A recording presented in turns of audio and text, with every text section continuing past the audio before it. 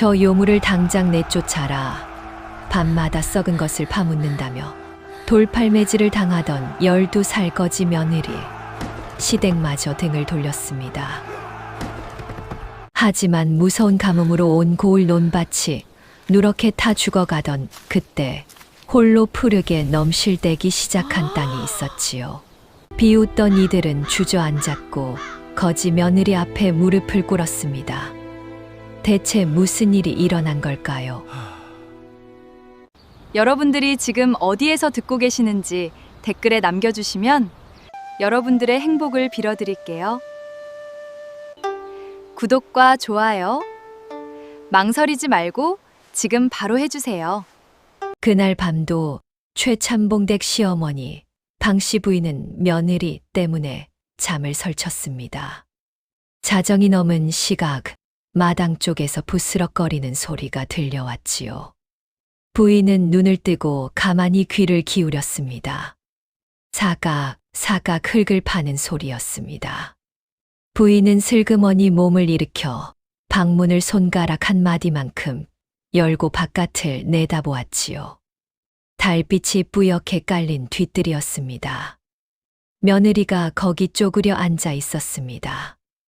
곁에는 광주리 하나가 놓여 있었는데 낮에 부엌에서 내다 버린 것들이 담겨 있었지요. 물러 터진 나물이며 어디서 주워왔는지 골아 터진 달걀 몇 알이며 아궁이에서 퍼낸 잿더미였습니다. 며느리는 그것들을 하나씩 집어 제 손으로 판 구덩이에 차곡차곡 내려놓았습니다. 고른 달걀은 깨지지 않게 두 손으로 받쳐 조심조심 눕히고 그 위에 마른 짚을 한 켜 덮고 잿가루를 한 줌 솔솔 뿌렸지요. 마치 밭의 씨앗이라도 묻듯 손끝이 더없이 정성스러웠습니다.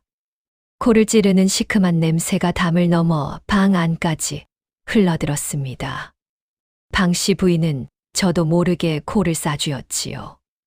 남들은 코를 싸쥐고 멀찍이 내다버리는 그 냄새 나는 것들을 며느리는 이 야심한 밤에 홀로 어루만지고 있었습니다. 다 묻고 흙을 도닥인 뒤에도 며느리는 한참을 그 구덩이 앞을 떠나지 않았지요. 이따금 흙 속에 손을 넣어 무언가를 가늠하듯 두었다 빼고 몸을 숙여 코를 대어 냄새를 맡아 보기도 했습니다. 방씨 부인은 문틈에 눈을 댄 채 그 모습을 오래 지켜보았습니다. 며느리가 저 짓을 시작한 게 벌써 여러 밤째였지요. 낮에 아무리 타일러도 소용이 없었습니다. 이 집이 무슨 쓰레기 구덩이냐, 그 냄새 나는 걸 왜 자꾸 모으느냐, 아무리 나무라도 며느리는 그저 예 어머님 하고 순히 대답하고는 밤이 되면 어김없이 또 저 뒤뜰로 나갔으니까요. 부인은 소리 없이 방문을 닫으며 길게 한숨을 내쉬었습니다. 이 며느리로 말할 것 같으면 얼마 전 외아들 선제 도령이 장터에서 데려온 거지 아이였습니다. 이름은 또랑이. 눈이 또랑또랑 맑다 하여 그리 불릴 뿐 성도 본도 없는 12살 아이였지요. 오늘은 그 며느리의 이야기입니다. 편안히 들으실 분들은 불을 낮추시고 시작 전에 구독과 좋아요 한 번씩만 눌러 주십시오. 그럼 시작하겠습니다. 또랑이가 이 집에 처음 든 날의 일을 식구들은 두고두고 이야기했습니다. 어느 저녁 외아들 선재가 장터에서 웬 거지 아이의 손을 잡고 들어섰지요. 때에 전 무명옷에 얼굴엔 멍 자국이 있는 아이였습니다. 선재가 이 아이를 제 사람으로 드리겠습니다. 하자 방씨 부인은 그 자리에 주저앉을 뻔했지요. 예, 선재야. 아무리 집안이 기울었기로 성도 본도 없는 거지 아이를 며느리로 들이다니 그게 될 말이냐. 그러나 평소 물러터져 제 뜻 한 번 세우는 법이 없던 선재가 이번만은 고개를 숙이지 않았습니다. 어머니, 저는 이 아이에게 갚아야 할 빚이 있습니다. 그 빚이 무엇인지는 지금 말씀 못 드리지만 이 아이를 그냥 길바닥에 둘 수는 없어요. 무슨 빚이냐 아무리 다그쳐도 선재는 입을 열지 않았고 또랑이 역시 눈만 또랑또랑 굴릴 뿐 아무 말이 없었지요. 결국 병석에 최참봉이 힘없이 손을 들어 주었습니다. 아들이 저리 뜻을 세우는 건 처음이다. 데리고 살거라. 그리하여 이름도 없던 거지 아이는 기울어가는 최참봉 댁의 어린 며느리가 되었습니다. 선재가 말한 그 빚이 무엇인지는 두 사람 다 끝내 입을 열지 않았지요. 또랑이에게는 남다른 버릇이 하나 있었습니다. 시집 온 지 며칠 안 된 어느 저녁 온 식구가 겸상을 하던 자리에서였지요. 밥상을 받은 또랑이가 수저를 들 생각은 않고 나물 그릇을 코끝에 가져가 킁킁 냄새를 맡았습니다. 이어 국그릇도 장아찌 종지도 하나하나 코에 대어 보았지요. 맞은편에서 그 꼴을 보던 방씨 부인이 눈살을 찌푸렸습니다. 예, 너 지금 밥상 앞에서 뭐 하는 게냐? 또랑이는 그제야 수저를 들며 배시시 웃었지요. 아, 냄새부터 맡는 게 버릇이 돼서요. 어머님, 이 나물은 괜찮은데 저기 뒤에 둔 젓갈 종질은 살짝 삭기 시작했는데요. 오늘 내일 안에 안 드시면 상하겠어요. 방씨 부인이 별 해괴한 소리를 다 한다 하면서도 미심쩍어 젓갈 종질을 코에 대어 보았습니다. 과연 시큼한 군내가 살짝 올라오고 있었지요. 부인은 뜨악한 얼굴로 며느리를 흘겨보았습니다. 며칠 지나 보니 밥을 먹다가도 코부터 들이미는 그 버릇은 밥상에서만이 아니었습니다. 마당을 지나다 문득 쪼그려 앉아 흙을 한 줌 쥐어 코에 대보질 않나. 부엌에서 버릴 것이 나오면 그것부터 냄새를 맡아 어떤 건 내다 버리고 어떤 건 따로 챙겨 두질 않나 하는 짓이 여느 사람과는 사뭇 달랐지요. 저 며느리는 코가 개코인가 원. 방씨 부인은 볼 때마다 혀를 찼습니다. 밤이면 보찜에서 작은 오지 항아리를 꺼냈습니다. 손바닥만 한 항아리였지요. 또랑이는 그것을 한참 들여다보다 배에 손을 대어 무언가를 가만히 쓸어보고는 다시 보찜 깊이 넣어두었습니다. 누가 다가오면 얼른 감추었습니다. 그 항아리는 아무에게도 열어 보이지 않았습니다. 장에 다녀오는 날이면 또랑이는 남들보다 곱절은 늦었습니다. 좌판마다 코를 대보고 다니느라 그랬지요. 하루는 곡물전 앞에서 걸음을 멈추더니 쌀가마 하나를 가리키며 주인에게 나직이 일러주었습니다. 아저씨, 이 가마는 아래가 눅눅해요. 며칠 지나면 군내 나겠는데요. 주인이 거지 계집애가 별소릴 다 한다. 코웃음을 쳤지만 미심쩍어 가마를 헐어보니 정말 밑이 축축이 상해 있었지요. 그 뒤로 곡물전 주인은 또랑이가 지나가면 슬그머니 불러 상한 걸 좀 골라달라 부탁하고 그 대신 좁쌀 한 줌씩을 쥐어 주었습니다. 며느리가 그 좁쌀을 얻어오는 날이면 방씨 부인은 거지 근성 못 버리고 또 뭘 얻어왔느냐 타박했지만 정작 그 좁쌀로 끓인 죽은 마다하지 않았지요. 부엌 일도 남달랐습니다. 하루는 방씨 부인이 부엌에 들어서다 며느리가 하는 양을 보고 걸음을 멈췄지요. 또랑이가 쉬어버린 밥을 버리지 않고 채반에 얇게 펴볕에 말리고 있었던 것입니다. 곁에는 시든 무청을 엮어 처마에 매단 시래기 두름이 나란히 걸려 있었고요. 그 상한 걸 뭐 하러 붙들고 있느냐. 부인이 눈을 흘기자 또랑이는 채반을 볕 쪽으로 돌려놓으며 웃었습니다. 버리면 아깝잖아요, 어머님. 이것도 잘 말리면 욕이 나게 쓰인답니다.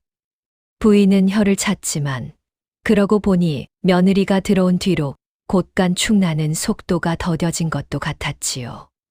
그렇게 아까운 걸 살려내는 것까진 그렇다 쳐도 밤마다 뒤뜰에 오물을 파묻는 그 집만은 도무지 종잡을 수가 없었습니다. 또 하루는 부인이 부엌 뒤란에서 또랑이가 고른 달걀을 조심조심 집에 싸 광주리에 담는 걸 보고 기가 차서 물었습니다. 너는 그 썩어 터진 달걀을 무슨 알토란이라도 되는 양 집회까지 싸는 게냐? 또랑이는 달걀을 마저 여미며 배시시 웃었지요. 예, 이게 나중에 아주 큰일을 할 거라서요. 큰일은 무슨 얼어 죽을 큰일. 방씨 부인은 혀를 차며 돌아섰지만 그 큰일이 무엇인지는 끝내 듣지 못했습니다. 어느 밤엔 잠이 깬 남편 선재가 뒤뜰 쪽에서 새어나오는 희미한 불빛을 보고 살그머니 나가보았습니다. 또랑이가 등잔 하나를 곁에 두고 구덩이 앞에 쪼그려 앉아 있었지요. 아내는 그가 온 줄도 모른 채 무언가를 아주 공들여 하고 있었습니다. 먼저 물러 터진 것들을 구덩이 바닥에 한켜 깔더군요. 그 위에 마른 짚을 한켜 얹고 재를 한 줌 솔솔 뿌리고 그러고는 품에서 그 작은 항아리를 꺼내 안의 것을 딱 한 줌만 아껴 덜어 그 위에 살살 섞었습니다.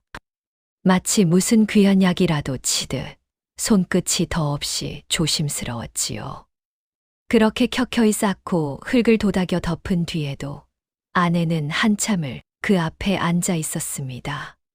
선재는 방해가 될까봐 기둥 뒤에 선 채 가만히 지켜보기만 했지요. 며칠 뒤 밤에 다시 나가보니 이번에는 또랑이가 그 구덩이를 도로 파내고 있었습니다.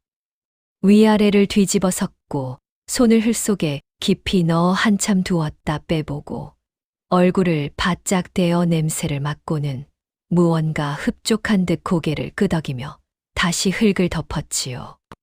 선재는 아내가 무얼 하는지 도무지 알 수 없었지만 저리 정성을 들이는 데는 필시 까닭이 있으리라 여겨 그날도 말없이 방으로 돌아갔습니다. 어느 날 저녁에는 뒤뜰로 가는 또랑이를 방씨 부인이 붙잡았습니다. 치마포 가득 고른 달걀이며 시든 나물이며 재를 쌓아안고 있었지요. 방씨 부인이 코를 싸주며 눈을 부라렸습니다. 넌 그게 무슨 보물이라고 쌓아안고 밤낮 어디 가는 게냐? 그 냄새나는 오물을. 또랑이는 예, 곧 치우겠습니다요. 하고는 치마폭을 꼭 여며 안고 뒤뜰로 총총 사라졌습니다. 방씨 부인은 그 뒷모습에 대고 발을 굴렀지요. 저것이 정녕 실성을 했지. 실성을 했어. 그런 소문은 담을 넘게 마련이었습니다.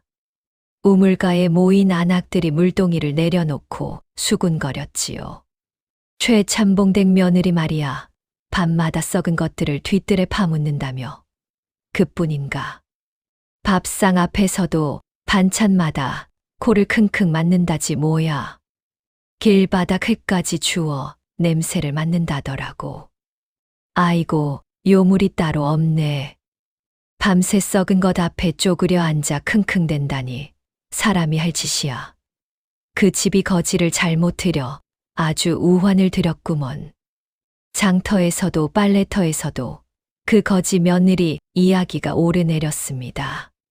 정작 또랑이는 그런 말이 들려도 못 들은 척 오늘도 부엌에서 버릴 것을 골라 코에 대어 보고는 따로 모아두었지요.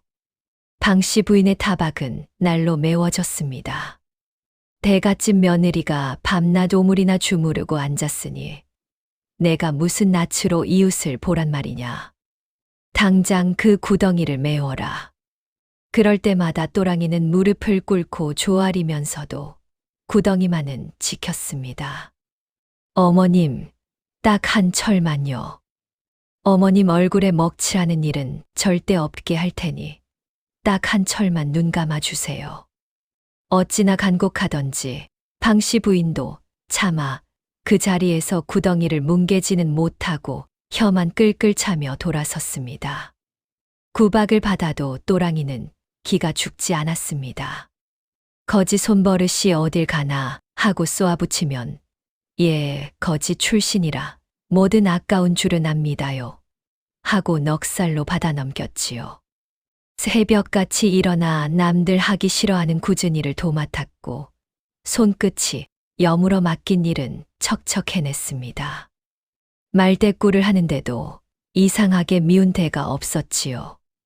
방씨 부인은 그런 며느리가 얄미우면서도 내심 신기해했습니다. 거지로 떠돌던 아이가 어디서 저런 손끝을 익혔나 싶었던 것이지요. 병석의 누운 시아버지 최참봉은 이 어린 며느리를 처음부터 모질게 대하지 않았습니다. 어느 날 또랑이가 미음을 쏘어 방으로 들이자 노인은 가만히 아이를 바라보다 물었습니다. 너는 어디서 그리 서럽게 컸느냐? 또랑이가 씩 웃으며 서럽긴요. 별 아래서 자니 이불이 하늘이라 넓기만 했는거려 하고 받으니 노인은 껄껄 웃다가 이내 눈가가 촉촉해졌지요. 그러던 어느 날 저녁이었습니다. 오랜만에 자리보전을 하다 일어나 밥상을 받은 최참봉이 밥을 뜨다 말고 나물 한 젓가락을 집어 눈앞에 가만히 들어보았습니다. 여느 나물 같지가 않았던 것이지요. 잎이 두툼하고 빛깔이 검푸르게 짙었으며 줄기는 물이 잔뜩 올라 도톰했습니다. 노인은 그것을 손끝으로 만져보고 한 입 씹어보고 한참을 들여다보았지요. 입에 감기는 맛부터가 여느 것과 달리 달고 진했습니다. 평생 흙을 만지고 농사를 지어온 그였습니다. 이런 잎은 아무 데서나 나는 게 아니었지요. 걸고 기름진 땅에 땅심이 꽉 들어차야 겨우 이만큼 실하고 도톰하게 오르는 법이었습니다. 요즘 같은 흉년에 더구나 곳간이 텅 빈 이 집 형편에 나올 물건이 결코 아니었지요. 여보, 최참봉이 나직이 아내를 불렀습니다.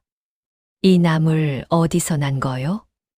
방씨 부인이 대수롭지 않게 받았지요. 며느리가 뒤뜰 귀퉁이에 심은 거라던데요. 왜요? 그 말에 노인의 눈빛이 대번에 깊어졌습니다. 뒤뜰 귀퉁이라면 자갈이 서걱거려 예부터 아무것도 안 되던 그 척박한 땅이었으니까요. 허나 최참봉은 더 캐묻지 않았습니다. 아닐세. 나물이 하도 실해서. 그러고는 그저 밥을 한 술 더 뜰 뿐이었지요. 다만 그날부터 노인은 이 어린 며느리를 볼 때마다 눈길이 한 번씩 더 머물곤 했습니다. 그 무렵 마을에는 소문 하나가 무성히 돌고 있었습니다. 고을 제일 가는 부자이자 땅 장수인 차등만이 흘리고 다니는 소문이었지요. 마을 한쪽에 넓고 반듯하건만 몇 해째 아무것도 나지 않는 땅이 하나 있었는데 차등만은 그 땅을 두고 이렇게 떠들었습니다. 그 죽은 땅 말이오. 거긴 진짜 귀신이 들렸소. 옛날에 거기 손댄 집은 죄다 망했지. 아무리 헐값이라도 그 저주받은 땅을 샀다간 집안 거덜나오. 근처에도 가지 마시오. 그 말에 마을 사람들은 그 땅 앞을 지날 때면 침을 뱉고 발걸음을 재촉했고 아무도 그 넓은 땅을 거들떠보지 않았습니다. 바로 그 무렵 최참봉 댁의 살림은 벼랑 끝에 몰려 있었습니다. 곳간은 텅 비었고 빛 독촉은 날로 심해졌지요. 방씨 부인이 남은 얼마 안 되는 돈이라도 굴려볼까 밤잠을 설치던 어느 저녁 온 식구가 둘러앉은 자리에서 또랑이가 조심스레 입을 열었습니다. 아버님, 어머님, 남은 돈으로 저 죽은 땅을 사면 어떨는지요? 방 안이 찬물을 끼얹은 듯 조용해졌습니다. 이내 방씨 부인이 펄쩍 뛰었지요. 뭐라, 저 저주받은 귀신 땅을 이 집안 마지막 돈으로 온 고을이 저주받았다. 손가락질하는 그 땅을 갓들어 온 거지 며느리가 마지막 돈을 털어 사자 하니 이보다 기막힌 소리가 없었던 것입니다. 식구들이 아무리 다그쳐도 또랑이는 길게 설명하지 않았습니다. 왜 하필 그 죽은 땅이냐? 무슨 수로 곡식을 낼 셈이냐 물어도 제가 아는 게 좀 있어서요 라거나 한 철만 맡겨주시면 보여드릴게요 할 뿐이었지요. 방씨 부인은 이제 며느리가 정말로 실성을 했나 이 집안을 말아먹으러 들어온 재앙이 아닌가 싶어 몸서리를 쳤습니다. 안 된다. 절대 안 돼. 방씨 부인이 손사래를 쳤습니다. 그 땅이 어떤 땅인 줄 알고 온 마을이 근처도 안 가는 귀신 땅이야. 차 부자 같은 큰 어른도 손사래를 치는 땅을 내깎게 무슨 재간으로 곡식을 낸단 말이냐. 이 집안 마지막 돈을 그런데 처박느니 차라리 그 돈으로 널 도로 내보내는 게 낫겠다. 모진 말이 쏟아졌지만 또랑이는 고개를 숙인 채 물러서지 않았습니다. 그저 조용히 이렇게만 되뇌었지요. 어머님, 저는 그 땅이 죽은 게 아니란 걸 좀 알아요. 여쭙지 않으셔도 한 철만 지나면 밭이 대신 말해줄 거예요. 그 알 수 없는 대답에 방씨 부인은 더 속이 뒤집혔지만 곁에 있던 선재가 슬며시 어머니의 소매자락을 잡았습니다. 어머니, 저는 이 사람을 믿습니다. 이 사람이 근거 없이 저러는 걸 저는 한 번도 본 적이 없어요. 아들의 그 조용한 한마디가 방씨 부인의 마음을 조금 흔들어 놓았지요. 그러나 그날 지팡이를 짚고 나온 시아버지 최참봉이 천천히 입을 열었습니다. 여보, 나는 이 아이 말을 한 철만 믿어보려 하오. 방씨 부인이 놀라 돌아보자 최참봉은 며느리가 뒤뜰에서 살려낸 그 검푸른 채소를 떠올리며 말을 이었습니다. 내가 한평생 흙을 만졌지만 저 자갈밭에서 그런 잎을 틔우는 솜씨는 처음 보았소. 저 아이가 하는 짓에는 내가 모르는 무언가가 있소. 병든 남편이 저리 말하니 방씨 부인도 마지막에는 지푸라기라도 잡는 심정이 되었습니다. 이번 한 번뿐이다. 이번에도 허실이면 그때는 나도 어쩔 수 없다. 그리하여 최참봉 댁은 온 마을이 손가락질하는 그 저주받은 죽은 땅을 마지막 돈을 털어 사들였습니다. 땅 문서에 손도장을 찍고 돌아온 그 밤, 방씨 부인은 한숨도 이루지 못했습니다. 그 땅에서 아무것도 안 나면 이 집안은 정말로 길바닥에 나앉을 판이었으니까요. 부인은 잠든 며느리의 방 쪽을 오래 바라보다 혼잣말을 삼켰습니다. 저 어린 것 말만 믿고 마지막 돈을 다 걸다니. 내가 미쳤지. 그러나 정작 그 방 안에서는 또랑이 역시 잠들지 못하고 있었습니다. 다만 부인과는 다른 마음이었지요. 또랑이는 보찜 속 작은 항아리를 꺼내 가슴에 꼭 안고 어둠 속에서 나직이 속삭였습니다. 영감님, 드디어 그 땅을 손에 넣었어요. 이제 정말 시작이에요. 그 목소리에는 두려움이 아니라 오래 벼려온 것을 마침내 펼치게 된 이의 조용한 설렘이 배어 있었습니다. 땅을 사들인 그 밤, 또랑이는 아무도 몰래 집을 빠져나가 그 죽은 땅을 찾아갔습니다. 다들 귀신 들렸다며 얼씬도 않는 땅이라 아무에게도 들키지 않고 흙을 살필 수 있었지요. 달빛 아래서 흙을 한 줌 쥐어 코에 대어보고 혀끝에 살짝 대어보고 손가락으로 오래 비벼보았습니다. 그러고는 넓고 캄캄한 땅을 한참 바라보다 나직이 중얼거렸지요. 이제 곧이에요. 조금만 더요. 그 밤, 그 자리에는 또랑이 말고 아무도 없었습니다.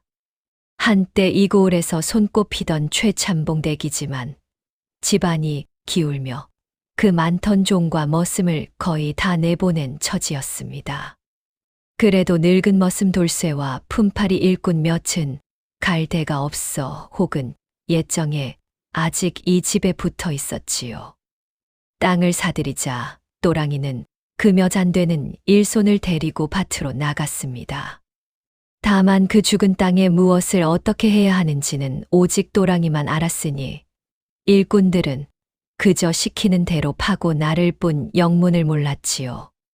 그리고 또랑이는 양반집 며느리답지 않게 그 일꾼들 틈에 끼어 제 손으로도 지게를 지고 삽을 들었습니다. 땅을 사들인 이튿날 아직 동도 트지 않은 새벽이었습니다. 또랑이는 뒤뜰 구덩이에 흙을 걷어내고 그 안의 것을 한 삽 더 코에 대어 보았지요. 몇 달을 삭힌 그것은 이제 고른 달걀도 상한 나물도 아닌 검고 부슬부슬한 흙덩이가 되어 구수한 냄새를 풍겼습니다. 이만하면 됐다. 또랑이는 나직이 혼잣말을 하고는 그것을 지게에 가득 퍼 담아 죽은 땅으로 날랐습니다. 밭에 다다른 또랑이는 먼저 삽으로 흙을 한 삽 더 손바닥에 펴놓고 오래 들여다보았습니다. 자갈이 서거기는 메마른 흙이었지요. 그러고는 데리고 온 일꾼들에게 자리를 짚어가며 일렀습니다. 여기서부터 저 끝까지 흙을 한 뼘 깊이로 죄파 뒤집어 주세요. 그 위에 이 삭힌 걸 골고루 펴섞고요. 일꾼들이 멀쩡한 밭에 이 썩은 걸 왜 붓는데 하며 코를 싸주면서도 새댁이 워낙 야무지게 일으니 시키는 대로 삽을 놀렸지요. 또랑이도 그 틈에 끼어 함께 흙을 팠습니다. 다만 달걀 껍데기와 잿가루를 어디에 얼마나 뿌릴지, 물기를 어느 쪽으로 낼지 그 손 가는 대목만은 제 손으로 짚어가며 했지요. 일꾼들은 대체 왜 이런 짓을 하는지 도무지 알 수 없었지만 새댁의 손끝이 어찌나 여물고 막힘이 없는지 군소리 없이 따랐습니다. 해가 중천에 오르도록 또랑이도 일꾼들과 함께 허리 한 번 제대로 펴지 못했지요. 어린 며느리의 손바닥은 삽자루에 쓸려 물집이 잡히고 터졌고 어깨는 지게끈에 벌겋게 벗겨졌습니다.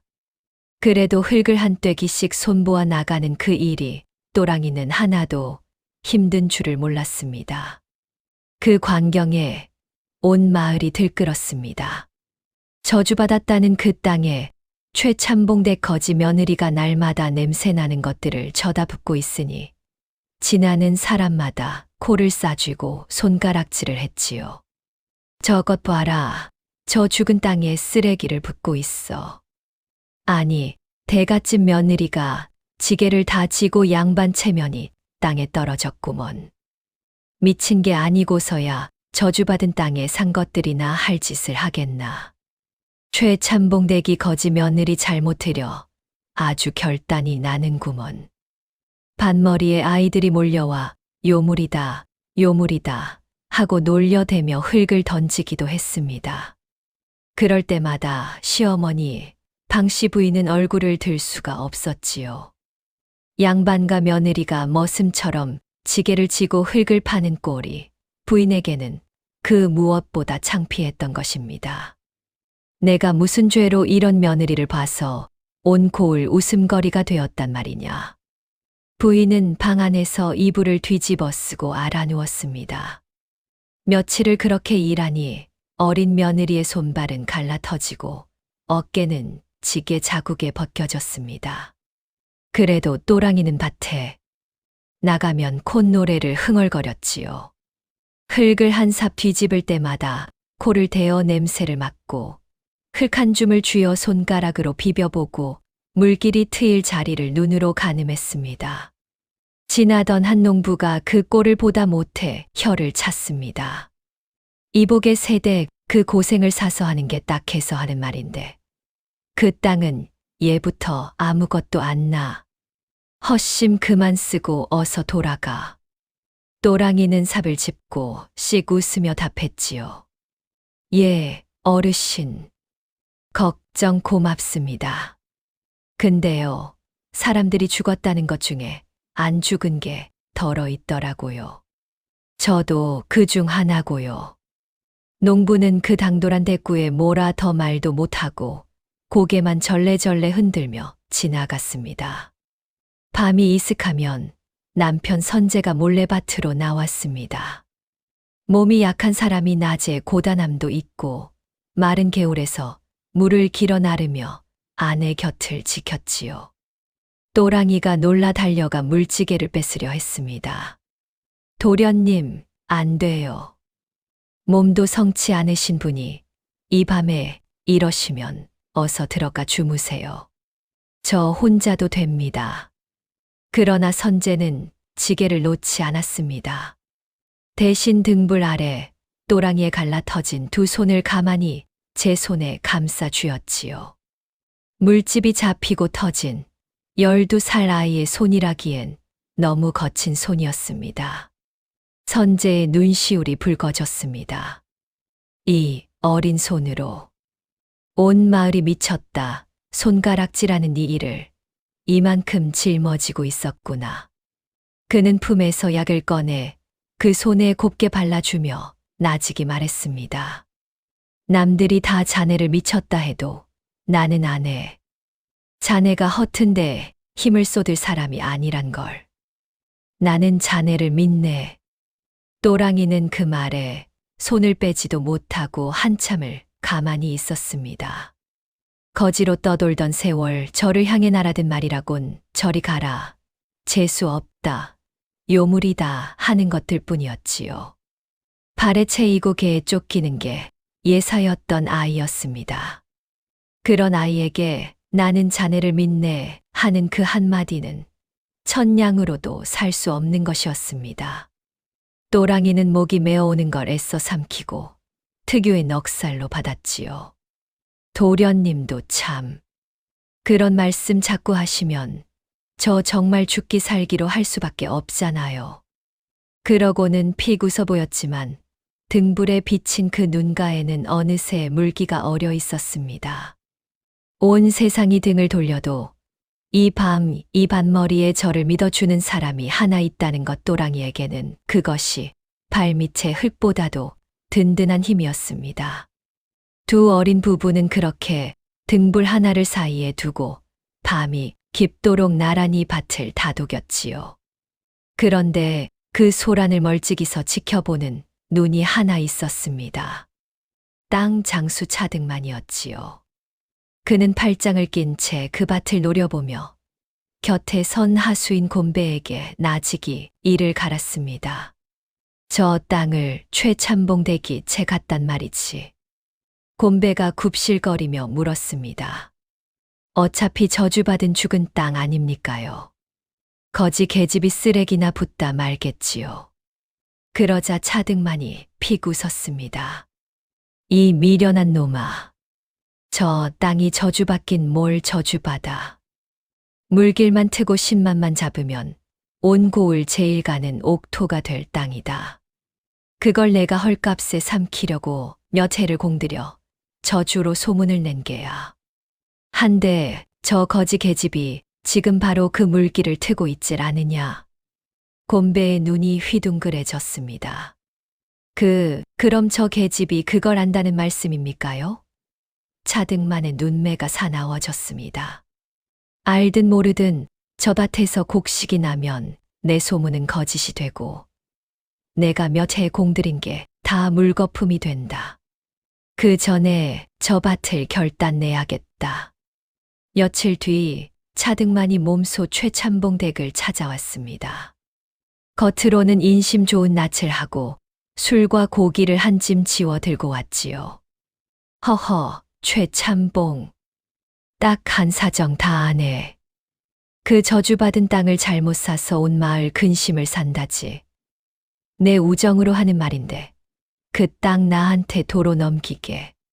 산값에 얹어 후하게 쳐줌세. 그럼 자네 집 빚도 갚고 마을 인심도 돌아올 게 아닌가. 병석의 최참봉이 뭐라 답하기도 전에 곁에서 상을 나르던 또랑이가 냉큼 끼어들었지요. 어머, 차 어르신. 저주받은 땅이라면서 왜 그리 후한 값에 도로 사려 하세요? 저주는 어르신이 가지시면 큰일 나실 텐데요. 그 당돌한 되물음에 차등만의 낯빛이 잠깐 굳었습니다. 이내 껄껄 웃어 넘겼지만 상을 물리고 돌아가는 그의 눈에는 서늘한 도끼가 어렸지요. 저 계집이 보통이 아니로구나. 그날 밤부터 밭에 밤손님이 들기 시작했습니다. 밭일이 고되어도 또랑이는 저녁이면 부엌에 들어 밥을 지었습니다. 기울어 반년째 죽으로 끼니를 잇던 집이라 고기 한 점 올리기 어려웠지만 또랑이에게는 뒤뜰 귀퉁이 그 척박한 흙에서 검푸르게 길러 낸 실한 채소가 있었지요. 그 푸성귀로 국을 끓이고 나물을 무쳐 따뜻한 밥 한 상을 올렸습니다. 그 밥을 먹기 시작하면서 집안에 조용한 변화가 일었습니다.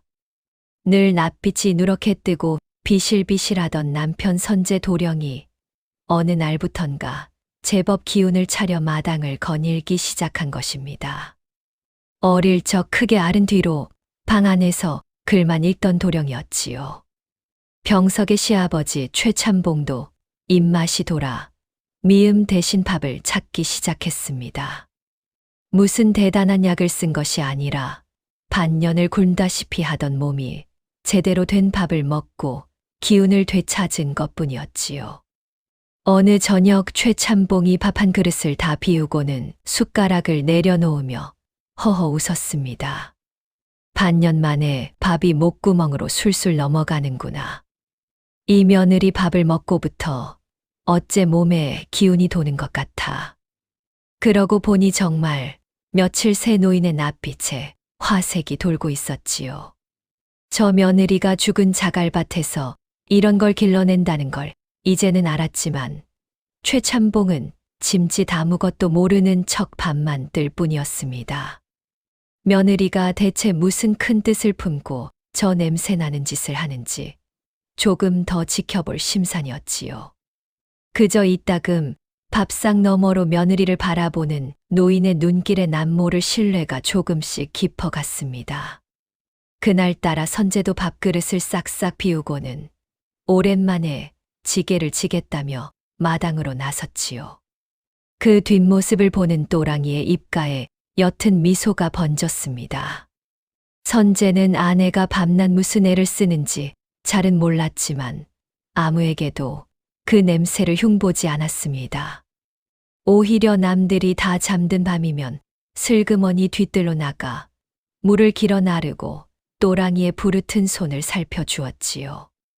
어느 밤 또랑이가 도련님은 몸도 약하신데 왜 자꾸 나오세요? 하자 선제는 등불을 고쳐 들며 나지기 말했습니다. 나는 자네에게 갚을 게 있는 사람이네.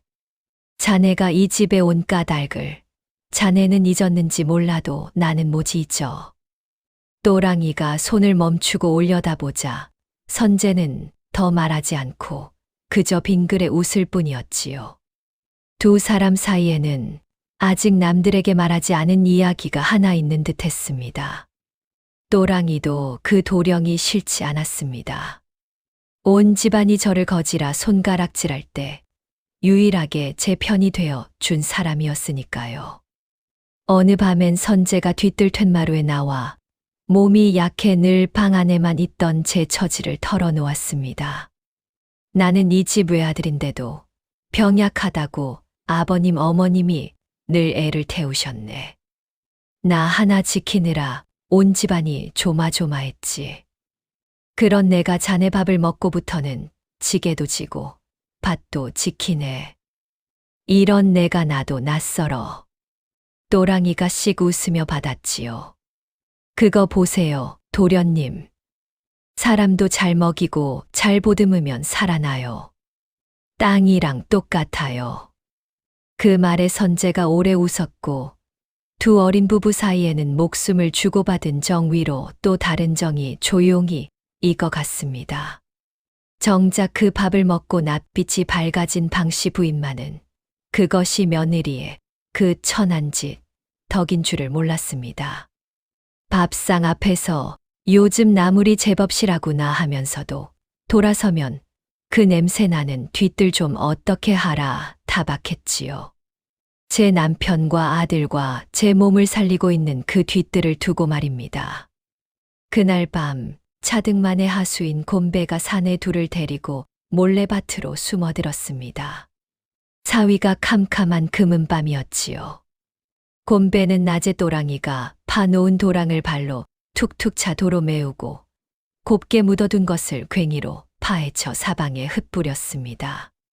차 어른이 이르시길 이 밭에서 싹 한 포기도 못 나게 하라셨다. 어서 뭉개고 뜨자. 사내들은 낄낄대며 애써 낸 밭을 헤집어 놓고는 새벽이 되기 전에 그림자처럼 사라졌지요. 이튿날 새벽 밭에 나온 또랑이는 헝클어진 밭을 보고 그 자리에 우뚝 섰습니다. 하루 꼬박 공들인 것이 하룻밤에 엉망이 되어 있었으니까요. 그런 밤이 하루, 이틀 이어졌습니다. 또랑이가 낮에 일구면 밤사이 그만큼 망가지는 날들이 되풀이됐지요. 아침마다 그 꼴을 마주할 때면 또랑이도 사람인지라 맥이 탁 풀렸습니다. 누군가 일부러 회방을 놓는 것을 모를 리 없었으니까요. 마을에는 또 다른 소문이 돌기 시작했습니다. 그것과 저주받은 땅에 손을 대니 밤마다 귀신이 헤집어 놓는다지 뭐야. 거지 며느리가 아무리 애를 써도 저주를 어찌 이기겠어. 사람들은 밤사이 밭이 헝클어지는 것을 두고 저주가 성이 났다며 수군거렸습니다. 정작 그 저주가 차등만이 풀어놓은 사람 손이라는 것은 아무도 몰랐지요. 하루는 또랑이가 새벽같이 밭에 나갔다가 밤새 헐린 도랑과 사방에 흩어진 것들을 보고 그 자리에 한참을 서 있었습니다. 그런데 흩어진 흙 위에 집신 발자국이 어지럽게 찍혀 있는 게 눈에 들어왔지요. 또랑이는 그 발자국을 가만히 들여다보다 혼잣말로 나직이 중얼거렸습니다. 귀신이 집신을 싣나 보네. 그러고는 아무에게도 그 말을 하지 않고 묵묵히 도랑을 다시 트기 시작했습니다. 누가 회방을 놓는지 짐작이 가도 증거 없이 떠들어봐야 되래 요물 소리만 더 들을 판이었으니까요. 대신 그날부터 반머리 한쪽 흙을 곱게 골라 부드럽게 다져 두기 시작했습니다. 무슨 생각에서인지는 아무에게도 말하지 않았지요. 그래도 또랑이는 원망으로 시간을 허비하지 않았습니다. 막힌 도랑을 다시 트고 흩어진 것을 다시 끌어모으며 이를 악물고 처음부터 다시 시작했지요. 하루는 또랑이가 새벽 일을 마치고 부엌으로 들어서다 방문 앞에서 걸음을 멈췄습니다. 방씨 부인이 안에서 이웃 안악에게 며느리 흉을 보고 있었던 것이지요. 말도 마시게. 그 냄새 때문에 내가 못 살아. 밤마다 그 짓을 하니 원. 또랑이는 못 들은 척 조용히 물러나 아침상을 차려드렸습니다. 그날 상에는 유난히 실한 나물이 올랐지요. 방씨 부인이 무심코 그 나물을 맛있게 집어먹는 걸 보면서도 또랑이는 그저 빙그레 웃을 뿐 아무 말도 하지 않았습니다. 제 손으로 지은 그 밥이 시어머니 몸을 살리고 있다는 것을 굳이 내세우지 않았지요. 그런데 그날 밤이었습니다. 또랑이가 부르튼 손을 참아 오므리지도 못한 채 뒤척이는데 방문 밖에서 나직한 인기척이 났습니다. 문을 열지도 말을 걸지도 않고 잠시 서성이다 돌아가는 발소리였지요. 이튿날 아침 또랑이의 머리맡에는 웬 들기름 종지와 곱게 접은 무명천 한 조각이 놓여 있었습니다. 손 튼 데에 바르고 싸매라는 것이었지요.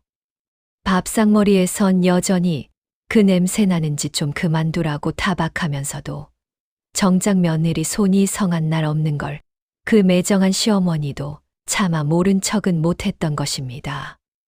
또랑이는 그 종지를 손에 쥐고 한참을 앉아 있었습니다. 앞에선 모질게 굴면서도 이렇게 몰래 마음을 놓는 시어머니가 밉다가도 어쩐지 짠했지요.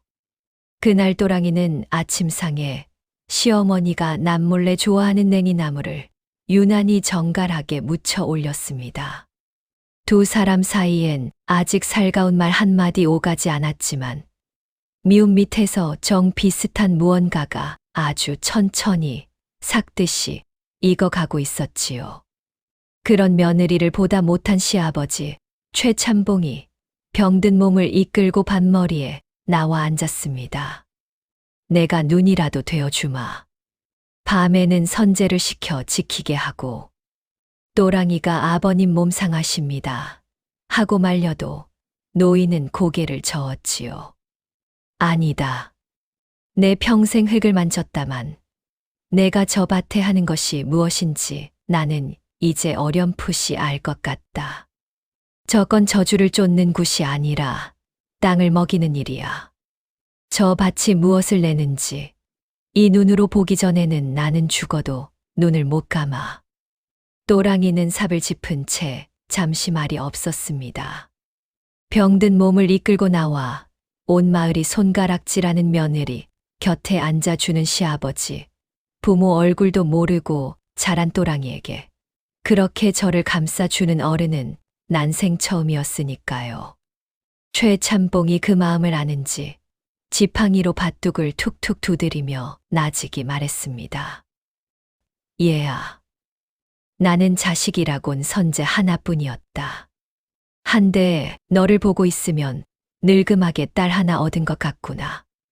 그러니 남들이 뭐라 하든 기죽지 말고 내 하고 싶은 대로 해보아라. 뒤는 이 늙은이가 봐줄 테니. 또랑이는 그만 코끝이 시큰해져 짐짓밭고랑만 내려다보았지요. 아버님도 참. 저 울리시려고 작정을 하셨어요? 그 넉살의 노인이 껄껄 웃었지만 두 사람의 눈가는 나란히 붉어져 있었습니다. 세상 천지에 피부치 하나 없던 거지 아이가. 이 기울어 가는 집에서 처음으로 식구라는 것을 얻어가고 있었지요. 그날부터 밤이면 선제가 등불을 들고 밭을 지켰고 낮이면 최참봉이 밭머리를 지켰습니다. 어느 밤엔 밭 가장자리 집가리 뒤에 숨어있던 선제가 인기척을 듣고 벌떡 일어났습니다.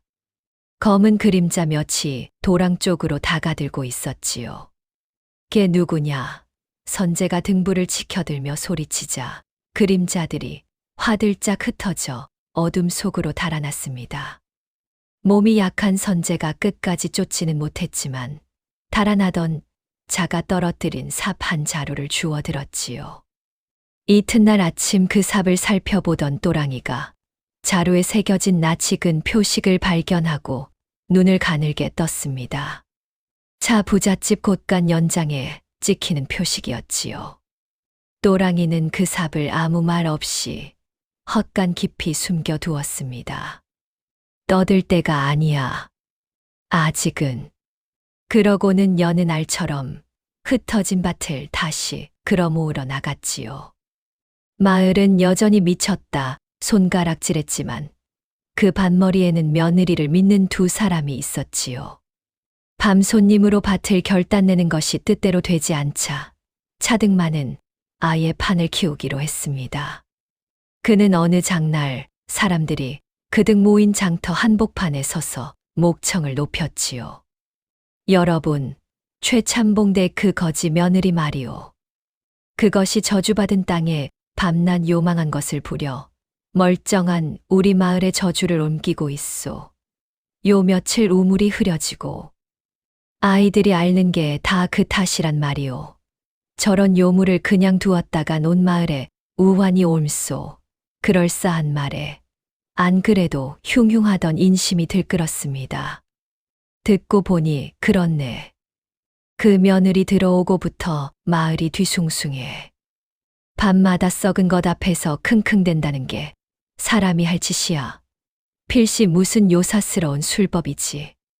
한 번 불이 붙은 소문은 걷잡을 수 없이 번졌습니다. 급기야 사람들이 몽둥이를 들고 최참봉댁 대문 앞에 몰려와 웅성거렸지요. 요물을 내치라. 그 며느리를 마을에서 내쫓아라. 개 중에는 담 너머로 돌을 던지는 이도 있었습니다. 그 소란의 또랑이가 조용히 대문 밖으로 나섰습니다. 어린 며느리가 돌팔매 앞에 홀로 서니 사람들이 잠시 멈칫했지요. 또랑이는 겁먹은 기색 없이 오히려 또랑또랑한 눈으로 사람들을 둘러보았습니다. 여러분, 제가 정말 요물이라면 이 돌을 맞고 지금 연기처럼 사라져야겠지요. 근데 저는 그냥 여기 이렇게 멀쩡히 서 있는 거지 며느리예요. 그러고는 밭 쪽을 가리켰지요. 믿기 어려우시면 딱 한 철만 기다려 주세요. 그때도 저 밭에서 아무것도 안 나면 그땐 제 발로 이 마을을 떠나겠습니다. 돌을 던지셔도 그때 던지시고요. 그 당돌하고도 침착한 말에 몽둥이를 든 사람들도 슬그머니 서로 눈치를 보았지만 이미 소문에 눈이 먼 이들의 성은 쉬 가라앉지 않았습니다. 요물이 마른 청산유순에 누군가 다시 소리치자 돌멩이 하나가 또랑이의 이마를 스쳤고 붉은 피가 주르륵 흘렀지요. 선재가 놀라 뛰쳐나와 아내를 감싸 안았습니다. 온 마을을 상대로 힘없이 기운 집안 하나가 버티기란 벅찬 일이었습니다. 마침내 방씨 부인이 손을 들고 말았지요. 부인은 마당에 주저앉아 며느리의 치맛자락을 붙들고 울먹였습니다. 그만하자, 아가. 나도 더는 못 견디겠다. 내가 미워서가 아니야. 온 마을이 저리 돌을 던지는데 이 어미가 무슨 수로 널 지키겠느냐. 날이 밝거든 조용히 이 집을 나가다오. 그 목소리에는 노여움보다 지친 서러움이 짙었습니다.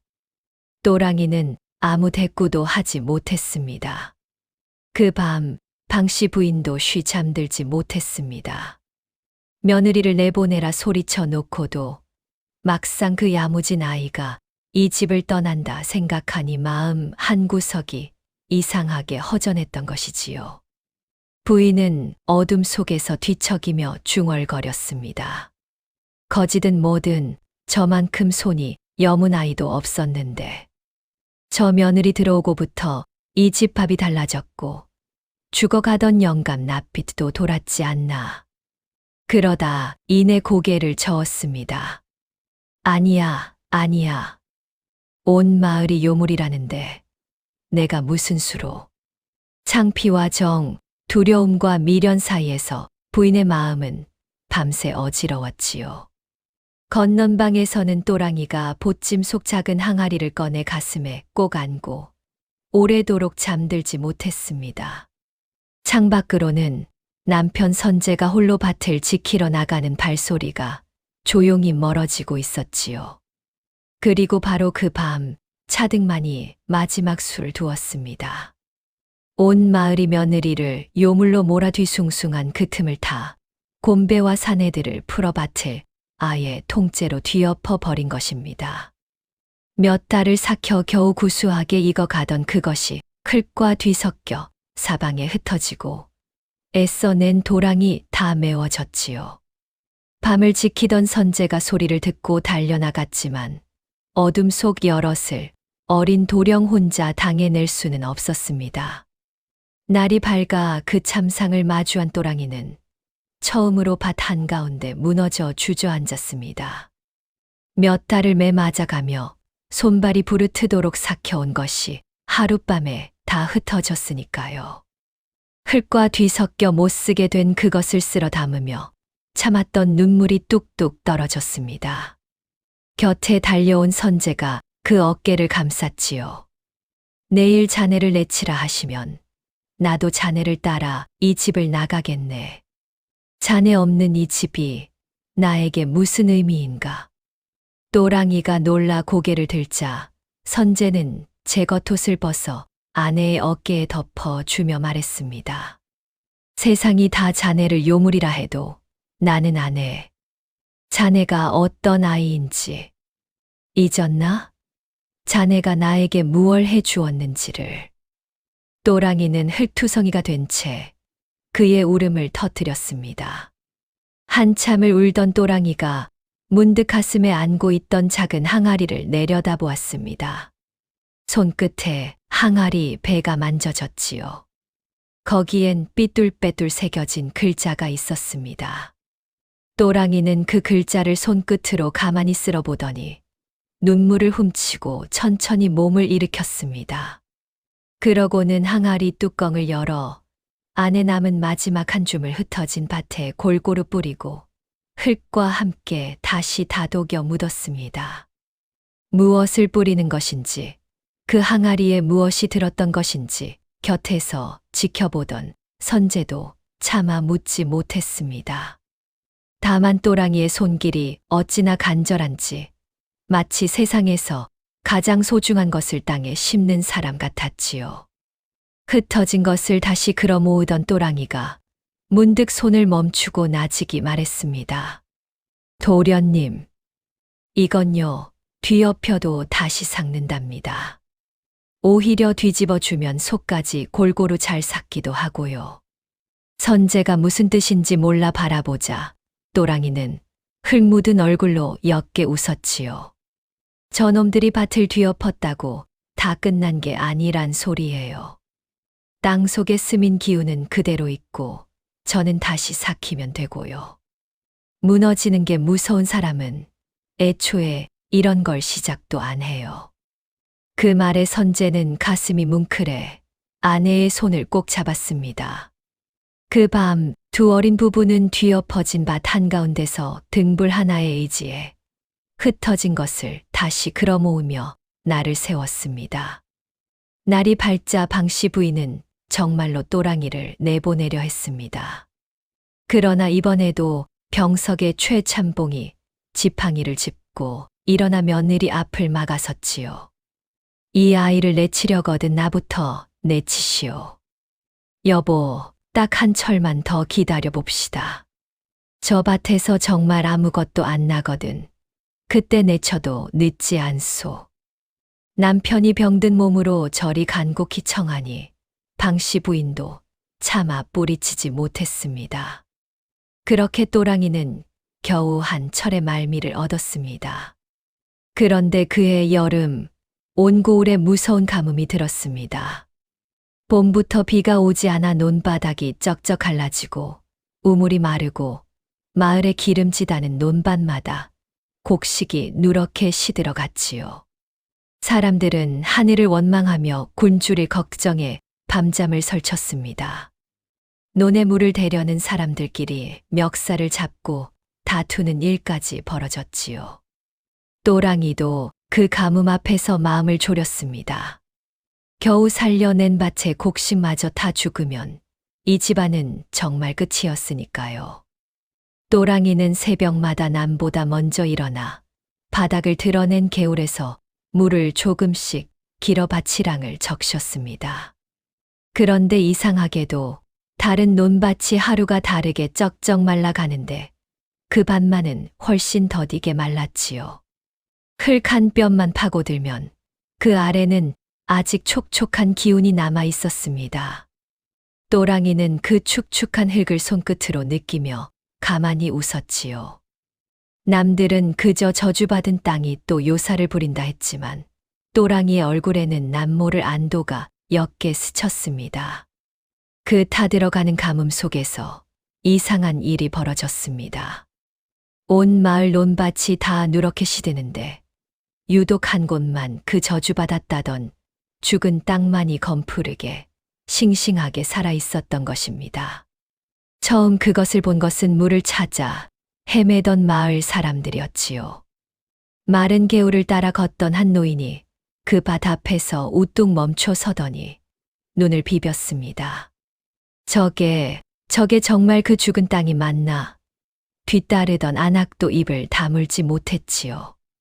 귀신 들렸다고 근처도 안 가던 그 땅에 어떻게 곡식이 저리 무성해? 사람들이 하나둘 그 밭으로 몰려들었습니다.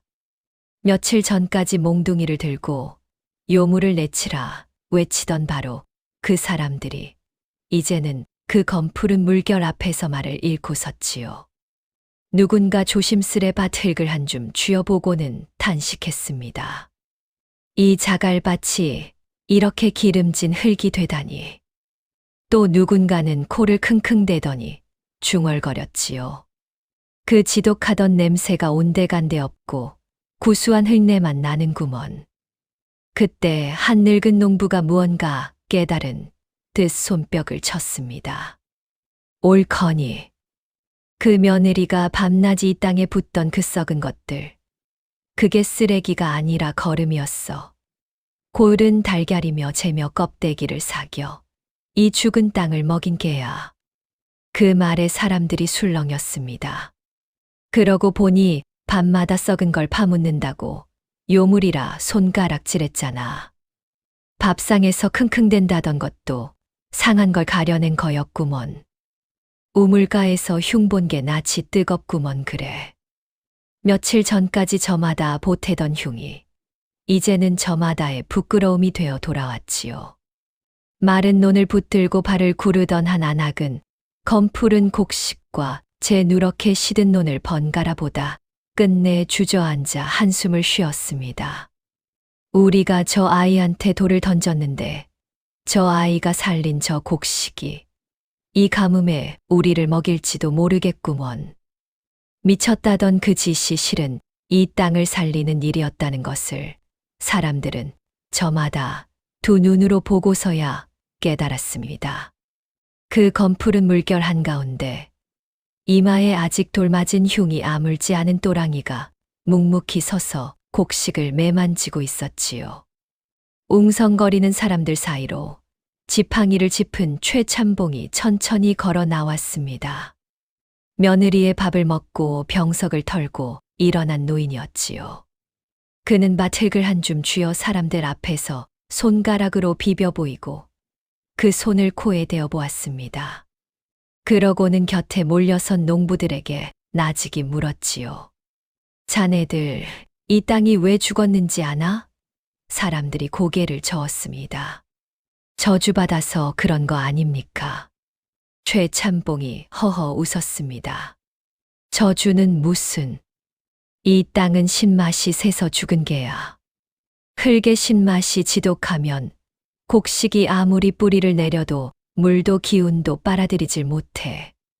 사람으로 치면 목이 메어 아무것도 못 삼키는 게지. 노인은 밭에 사가든 검은 거름을 한 줌 파 보이며 말을 이었습니다. 그런 땅에는 재와 달걀 껍데기를 사겨 넣어 그 신맛을 누겨줘야 해. 그러고 잘 삭은 거름으로 배를 불려주면 땅이 비로소 숨을 쉬어. 그러고는 마른 이랑의 손을 깊이 찔러 넣어 한 뼘 아래 아직 촉촉한 흙을 파 사람들에게 보였지요. 게다가 이것 보게. 온 마을이 다 갈라 터진 이 가뭄에 이 밭 속은 아직 이리 촉촉해. 잘 삭은 거름이 물기를 머금어 붙들어 두는 게야. 그러니 가뭄에도 이 밭만 홀로 푸른 것이지. 이게 어디 요술인가. 다 흙의 이치일 뿐이야. 그래도 미심쩍어하는 이가 있었습니다. 한 젊은 농부가 팔짱을 끼고 물었지요. 말씀은 그럴듯합니다만 어르신, 정말 그 썩은 것들 몇 삽으로 죽은 땅이 살아난단 말입니까? 하필 이 밭만 이런 걸 어찌 우연이 아니라 하겠습니까? 그러자 최참봉이 며느리를 돌아보았습니다. 또랑이는 말없이 사람들을 제 집 뒤뜰로 이끌었지요. 그곳 자갈투성이 귀퉁이에는 몇 달 전부터 또랑이가 거름을 시험해 온 작은 이랑이 있었습니다. 한쪽은 거름을 준 이랑, 바로 옆은 거름을 안 준 맨 자갈흙 이랑이었지요. 거름을 준 쪽은 채소가 검푸르게 실했고 안 준 쪽은 씨앗조차 제대로 트지 못한 채 노랬습니다. 같은 흙, 같은 볕, 같은 물인데 딱 하나 거름만 다른 두 이랑이 나란히 놓이니 우연이라 우길 수가 없었지요. 젊은 농부가 그 두 이랑을 번갈아 보다 입을 다물었습니다. 최참봉이 허허 웃으며 말했지요. 이 아이가 저 큰 밭에 손대기 전에 여기 뒤뜰에서 먼저 이렇게 시험을 다 해본 게야. 미친 짓이 아니라 미리 답을 맞춰본 거지. 평생 흙을 만져 온 노인의 말에 사람들은 그제야 무릎을 쳤습니다. 저주도 요술도 아니고 하나하나 이치가 닿는 농법이었던 것이지요.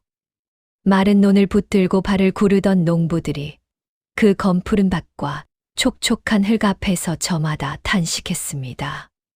우리가 저주라 믿고 등진 땅을 저 어린 것이 홀로 살려냈구먼. 최참봉은 밭 한쪽에서 묵묵히 곡식을 매만지던 며느리를 돌아보며 사람들 앞에서 소리내어 말했습니다. 내가 이 나이 되도록 흙을 안다 자부했다만 이 아이 앞에선 아무것도 아니었네. 이 아이는 흙의 마음을 아는 아이야. 그 말에 밭머리에 섰던 방씨 부인의 손이 부들부들 떨렸습니다. 냄새난다 창피하다 며느리를 그리 모질게 매질했는데 정작 그 냄새나는 짓이 온 집안을 굶주림에서 건져내고 있었으니까요. 하마터면 제 손으로 그 며느리를 내쫓을 뻔했다는 것이 뒤늦게 등골을 서늘하게 스쳤습니다. 그 광경을 가장 흙빛으로 지켜본 사람은 차등만이었습니다. 제가 헐값에 삼키려던 그 땅이 이제 온 고을에서 유일하게 살아남은 옥토가 되어 만천하에 드러났으니까요. 저주받았다던 소문이 거짓이었음이 저절로 밝혀진 셈이었지요. 사람들 사이에서 슬슬 의문이 일기 시작했습니다. 가만 저 땅이 저리 좋은 땅이었으면 어째서 차 부자는 그리 저주받았다고 못사게 말렸을꼬. 그러게 말이야. 근처에도 가지 말라고 신신당부한 게 바로 차 부자 아닌가. 의심의 눈길이 하나둘 차등만에게로 모였습니다. 바로 그날 밤이었습니다. 곰배가 또 밭을 헤집으러 몰래 숨어들었습니다. 그런데 또랑이가 미리 부드럽게 골라 둔 밭머리 흙을 밟는 바람에 집신 발자국이 선명히 찍히고 말았지요. 마침 밭을 지키던 선제와 마을 청년들이 그 인기척에 달려들어 곰배를 그 자리에서 덮쳤습니다. 도망치려 발버둥 치는 곰배의 집신을 또랑이가 벗겨 흙 위의 발자국에 척 맞대어 보였지요. 크기도 집무늬도 꼭 들어맞았습니다. 그동안 밤마다 헤집던 저주 귀신이 집신을 신고 다녔네요. 또랑이의 그 한마디에 둘러선 청년들의 눈이 번뜩였습니다. 여럿에게 멱살을 잡혀 마을 마당으로 끌려 나온 곰배는 겁에 질려 그 자리에서 모든 것을 실토하고 말았습니다. 살려줍쇼. 저는 그저 차 부자가 시키는 대로 했을 뿐입니다요. 그 땅이 사실은 노른자위, 옥토라, 저주받았다. 소문을 퍼뜨려 아무도 못 사게 겁준 뒤에 헐값에 통째로 삼키려던 거였는데 최참봉댁이 먼저 채 가는 바람에 밤마다 도랑을 맞고 걸음을 뒤엎으라 하셨습니다요. 요물이라 소문낸 것도 다 차 부자가 시킨 겁니다요. 마당에 모인 사람들이 그 말에 술렁였습니다. 저주 같은 것은 애초에 없었고 온 마을을 몇 해나 겁준 그 소문은 한 탐욕스러운 부자가 노른자위 땅을 거저 삼키려 지어낸 거짓이었다는 것, 그것이 하수인의 입에서 낱낱이 쏟아진 것이지요. 사람들의 눈이 일제히 차등만에게로 돌아갔습니다. 조금 전까지 그를 떠받들던 얼굴들이었지요. 이 사기꾼 같으니 우리가 몇 해를 저놈 거짓말에 놀아놨구먼. 애먼 아이를 요물로 몰아매질까지 하게 만들다니 성난 사람들이 차등만을 애워쌌습니다. 이 일은 곧 관아에 들어갔습니다. 곰배가 관아뜰에서 낱낱이 실토하고 밭을 지키던 청년들이 발자국과 벗긴 집신을 증거로 내놓았지요. 그런데 차등만이 그깟 발자국이 어찌 내 짓이란 증거가 되느냐며 끝까지 발뺌하자 또랑이가 조용히 앞으로 나섰습니다. 그러고는 그동안 아무 말 없이 헛간 깊이 감춰두었던 삽한 자루를 내놓았지요. 언젠가 밤 손님이 밭을 헤집다 떨어뜨리고 간 바로 그 삽이었습니다. 이 삽, 자루를 보시지요. 자루에는 차 부잣집 곳간 연장임을 밝히는 표식이 또렷이 찍혀 있었습니다. 온 마을이 다 아는 그 집 표식이었지요. 제 집 연장이 밤중에 남의 밭에서 나온 까닭을 차등만은 대지 못했습니다. 게다가 관아에서 그 죽은 땅의 지난 매매 문서까지 들추자 차등만이 오래전부터 그 땅 주변을 헐값에 조금씩 사 모으고 있었다는 것마저 드러났지요. 저주받았다 겁을 주면서 정작 제 손은 그 땅으로 뻗치고 있었던 것이지요. 온 고을을 거짓 소문으로 속여 겁주고 남의 땅을 헐값에 삼키려 회방을 놓고 애먼 며느리를 요물로 무고한 죄가 낱낱이 밝혀졌습니다. 사또 앞에서 조금 전까지 호통을 치던 차등만이 이제는 무릎을 꿇고 벌벌 떨었습니다. 마당을 가득 메운 마을 사람들은 며칠 전까지 이 사람을 큰 어른이라 떠받들던 것도 잊고 저마다 삿대질을 했지요. 저 사기꾼이 우리를 몇 해나 놀아나게 했소. 애먼 아이한테 돌을 던지게 만든 게 바로 저놈이요. 차등만은 그 죄로 재산을 크게 물어내어 그 태반이 무고로 속을 끓인 최참봉댁과 헛소문의 논밭을 등졌던 마을 사람들에게 돌아갔습니다. 그러고도 마을에서 쫓겨나 멀리 떠나는 신세가 되었지요. 온 마을을 소나귀에 넣고 흔들던 부자가 제 욕심이 지어낸 거짓에 제가 걸려 넘어진 것이었습니다. 마을을 떠나던 날 차등만은 또랑이를 노려보며 이를 갈았습니다. 한낱 거지 계집이 내가 내 다 된 밥에 재를 뿌렸어. 그러나 또랑이는 안갚음의 말 대신 조용히 답했지요. 재는 뿌리면 거름이 되던데요. 어르신도 그 재로 좀 삭으셨으면 좋았을 텐데요. 지켜보던 사람들이 그만 웃음을 터뜨렸고 차등만은 아무 말도 못하고 돌아섰습니다. 소란이 다 가라앉은 어느 저녁 최참봉댁 식구들이 오랜만에 한자리에 둘러앉았습니다. 방씨 부인이 며느리의 부르튼 두 손을 가만히 내려다보다 조심스레 입을 열었지요. 아가, 이 어미가 궁금한 게 있다. 거지로 떠돌던 내가 대체 어디서 그런 걸 다 배웠느냐. 그 죽은 땅이 살아난다는 걸 넌 어떻게 처음부터 알았어? 그리고 그 항아리는 대체 무엇이었니? 그동안 아무도 시원히 듣지 못한 물음이었습니다. 또랑이는 잠시 말이 없다가 보찜에서 이제는 텅 빈 그 작은 항아리를 꺼내 무릎에 올려놓았습니다. 삼돌 영감님이라고 늙은 거름 장수가 한 분 계셨어요. 또랑이가 나직이 이야기를 풀기 시작했습니다. 거지로 떠돌던 어느 겨울 마을 사람들이 무서워 얼씬도 않던 그 죽은 땅 근처 폐가에서 또랑이가 겨울을 나던 때였지요. 그 곁에 삼돌 영감의 걸음더미가 있었습니다. 영감은 나이가 들어 코가 무뎌진 탓에 잘 삭은 걸음과 덜 삭은 걸음을 가리지 못해 밭에 우는 걸음을 팔다 신용을 잃고 굶을 판이었지요. 그때 제가 그랬어요. 영감님, 그 항아리건 아직 날래가 나요. 저쪽 구수한 냄새 나는 게 다 된 거고요. 하고요. 굴다 보니 코 하나는 밝아서 상한 것 성한 것을 냄새로 가리는 게 버릇이 됐거든요. 또랑이의 밝은 코가 늙은이의 무뎌진 코를 대신해 준 것이었습니다. 영감님이 그 은혜로 그 겨울 저를 움막에 거둬 죽을 먹여 주셨어요. 그러고는 당신이 평생 익힌 걸 하나도 안 남기고 다 가르쳐 주셨죠. 뭘 어떻게 삭혀야 하는지, 어떤 게 땅의 신맛을 잡는지, 그리고 저 앞에 죽어 있는 땅이 왜 죽었는지, 어떻게 하면 살아나는지까지요. 또랑이의 눈에 아련한 빛이 스쳤습니다. 영감님은 제 손을 잡고 걸음 더미에 쑥 찔러 넣으시곤 했어요. 느껴보아라. 잘 삭은 걸음은 속이 따뜻하단다. 삭으면서 열이 나는 게야. 냄새를 맡아라. 날래가 가시고 구수한 흙내가 나면 그게 다 된 게다. 저 죽은 땅을 가리키면서는 이러셨고요. 사람들은 저 땅을 저주받았다 하지만 저건 병든 게 아니라 굶주린 게야.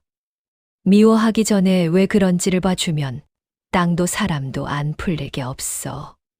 저는 그 말들을 노래처럼 외우고 다녔어요. 또랑이는 텅 빈 항아리를 쓸어보며 말을 이었습니다.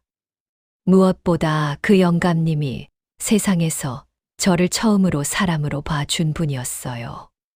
또랑아 하고 이름을 불러주고 내 코가 이 늙은이 밥줄을 살렸다고 너는 참 쓸모있는 아이다 하고요. 온 세상이 저를 벌레 보듯 하던 때예요. 방씨 부인의 눈시울이 붉어졌습니다. 그 겨울이 다 가기 전에 영감님은 조용히 돌아가셨어요. 또랑이의 목소리가 잠겼습니다. 기운이 다하신 그 밤에 저는 영감님 야윈 손을 붙잡고 엉엉 울었어요. 세상에서 저를 처음으로 사람으로 안아준 분이 그렇게 떠나시는 게 무서웠거든요. 그런데 영감님이 마지막 숨으로 이러셨어요. 울지 마라, 또랑아. 나는 내 덕에 마지막까지 사람 대접받고 간다. 너는 참 쓸모있는 아이야. 부디 그 쓸모를 세상이 알아주는 날까지 잘 삭혀가며 살아라. 또랑이는 잠시 말을 잊지 못했습니다. 가시기 전에 평생 삭혀온 잘된 거름 한 줌을 이 항아리에 담아 저한테 쥐어주셨죠. 이 씨거름 한 줌만 있으면 새 거름에 섞어 어디서든 제대로 삭힐 수 있다. 술 담글 때 밑술 쓰듯 말이다. 이걸 밑천 삼아 굶지 말고 살아라 하시면서요. 또랑이가 항아리를 돌려 배에 새겨진 글자를 식구들에게 보였습니다. 삐뚤빼뚤한 글씨였지요. 이것도 영감님이 손수 새겨주신 거예요. 썩은 것도 잘 삭히면 금이 된다. 또랑이의 목소리가 조금 떨렸습니다. 저는 이 말을 흙 얘기로만 들은 게 아니에요. 썩은 것 취급받던 저 같은 것도 잘 삭히기만 하면 언젠가 금이 될 수 있다는 말로 들었어요. 그래서 시들 때마다 이 항아리를 쓰다듬었던 거예요. 방 안이 조용해졌습니다. 밤마다 항아리를 꺼내 쓰다듬던 까닭도 뭐든 코부터 맞던 까닭도 갓 시집온 아이가 그 죽은 땅의 흙을 어찌 그리 아는 사람처럼 만졌는지도 이제야 하나로 이어진 것이지요. 제가 이 댁으로 시집온 것도 실은 저 땅 때문이었어요. 영감님이 늘 저 땅만은 꼭 살려보고 싶었다 하셨거든요. 저 땅과 같은 고을의 자리를 잡아야 영감님 못다 한 그 꿈을 제 손으로 이룰 수 있을 것 같았어요. 그 뒤엎어진 밤에 마지막으로 뿌린 게 바로 이 항아리에 남아있던 영감님의 씨걸음 마지막 한 줌이었고요. 또랑이가 빈 항아리를 두 손으로 감쌌습니다. 그러니 저 밭을 살린 건 제가 아니라 반은 영감님이에요. 그때 곁에 있던 선재가 조용히 입을 열었습니다. 그동안 어머니에게 한 번도 소상히 말하지 않았던 이야기였지요.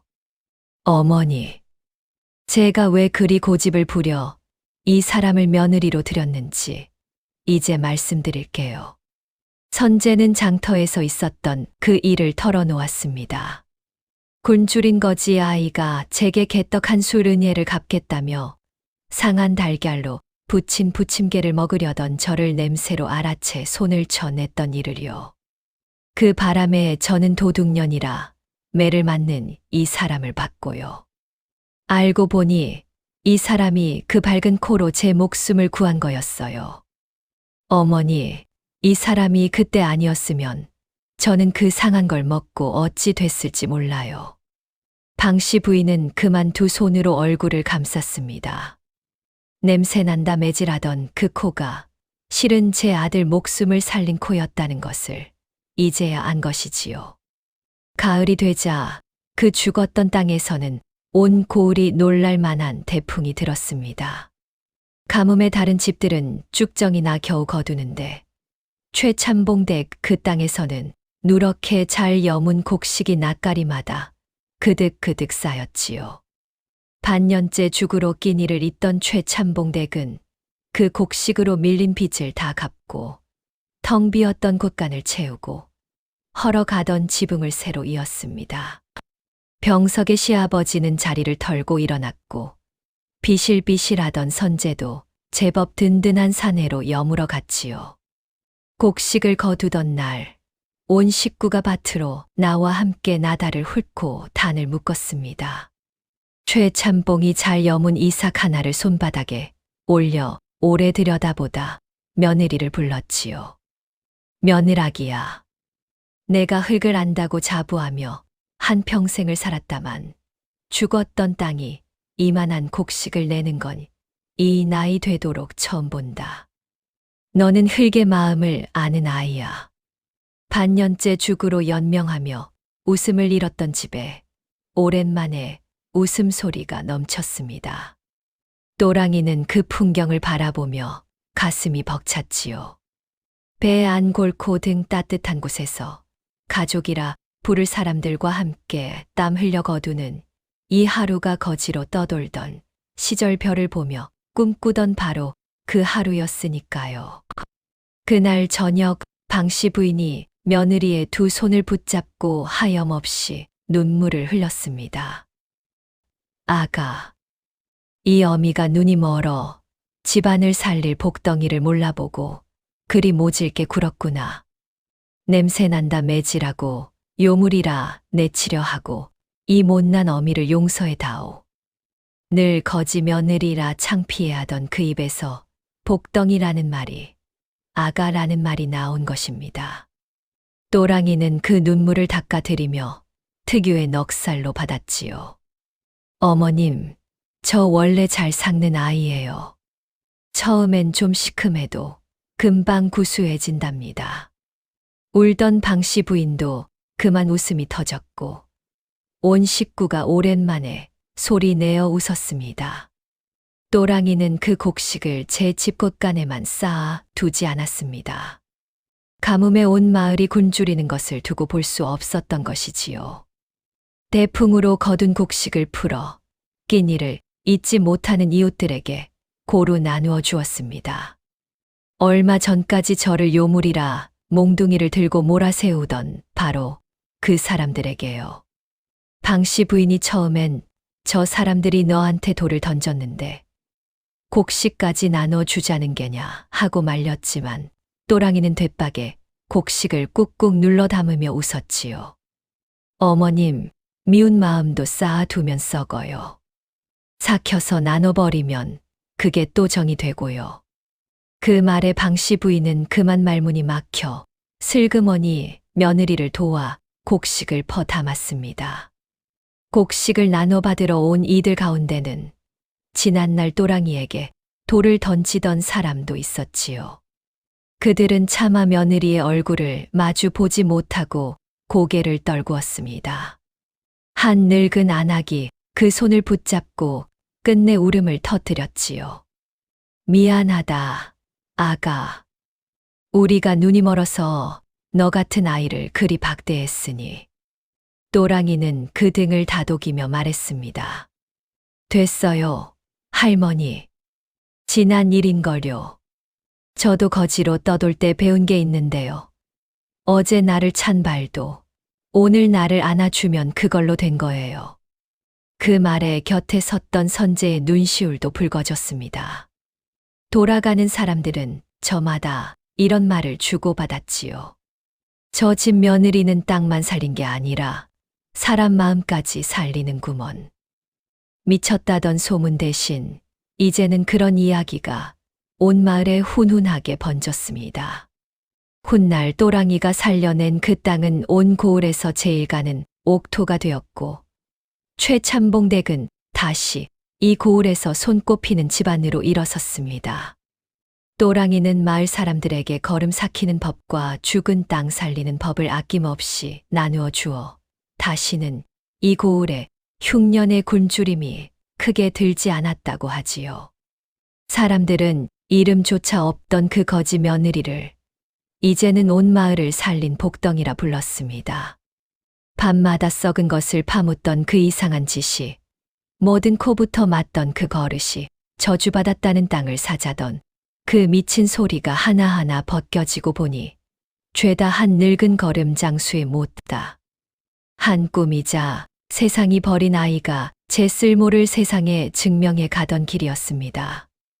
남들이 코를 싸쥐고 버리던 썩은 것들이 죽은 땅을 살렸고, 온 마을이 등지던 죽은 땅이 가뭄에 사람을 먹였으며, 세상이 천대하던 거지 아이가 기울어 가던 집안과 온 고을을 일으켰지요.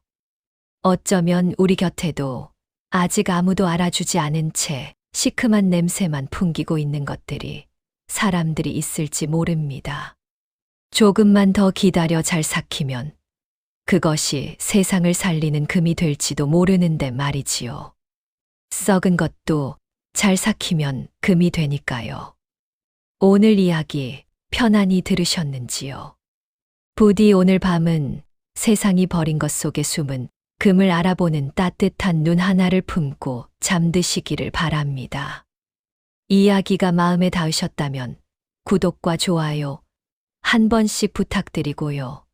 다음에는 또 다른 옛 이야기로 여러분과 함께 밤을 지새우겠습니다.